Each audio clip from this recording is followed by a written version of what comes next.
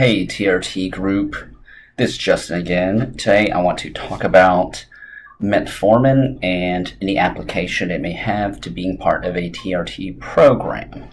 And the reason I'm bringing this topic up today is because I've been getting more and more patients inquiring about metformin and if it has any application to one's TRT protocol. So listen up, thanks for joining. So I want to start off by giving y'all some background information on metformin itself. And classically, historically, metformin has been classified as a diabetic medication. Now, it belongs to a class of medications known as the biguanides. And actually, it was derived from a plant called the French lilac. And if I'm not mistaken, it was discovered in the 1920s. However, it did not receive FDA widespread approval in the US until, I believe, 1995, give or take. Now, there were two others in the same biguanide class prior to metformin, buformin and fenformin. However, they were never widely accepted via the FDA, as they were known for causing a condition called lactic acidosis, and thus their utility was removed. Now, lactic acidosis in those drugs primarily occurred in people that had renal impairment, but again, it was a black box warning, and thus those drugs were not approved, and hence we have metformin nowadays. Yes, metformin could cause lactic acidosis. However, the incidence is extremely rare, and I'm talking about 3 or 4 per 100K patients, or give or take. But the main thing is, it primarily occurs in people that have renal impairment.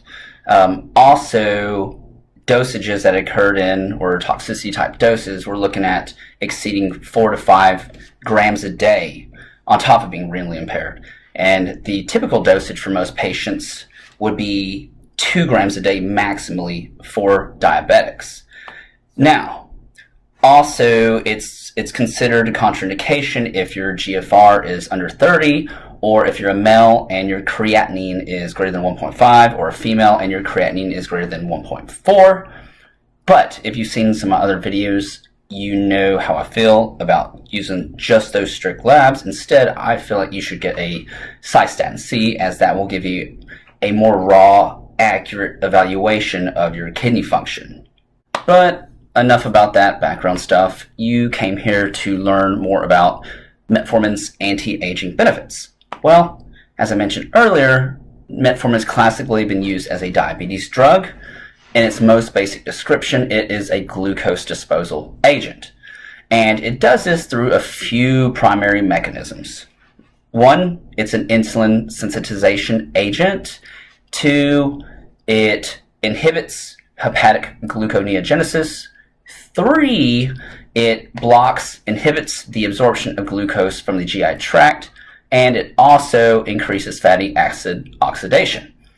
But it primarily gets its anti-aging benefits by upregulating AMPK, and AMPK is expressed, its expression is increased due to metformin. It increases it, and when that happens, it increases fatty acid oxidation, and it mimics being in a caloric restricted state. In other words, metformin acts kind of like a caloric restriction mimetic. And metformin has other benefits as well. There's studies that show that it has anti-cancer properties. It can improve your lipids. Obviously, it can improve your glucose profile. It can help with cardiovascular health. It can improve your endothelial function. Oh yeah, on average, over a year's time, most patients lose a couple kilograms of weight, which I know isn't very much, but hey, it's a small added bonus. In terms of adverse effects, the most common and principal adverse effect is gastrointestinal distress, namely nausea and diarrhea, and that's very common. Actually, I almost anticipate that most patients may have either or to some degree. Now, here's the good thing. It's very transient, it's self-limiting, and if you can power through that first few weeks, then it typically self-resolves and you'll be fine. So, If that is an issue and it's persistent and something that you can't handle, then one thing you can do is either back down your dose, make sure you take it with food, or switch the formulation to an extended release formulation, and that should do the trick. But again, it typically self-resolves. You just got to power through it.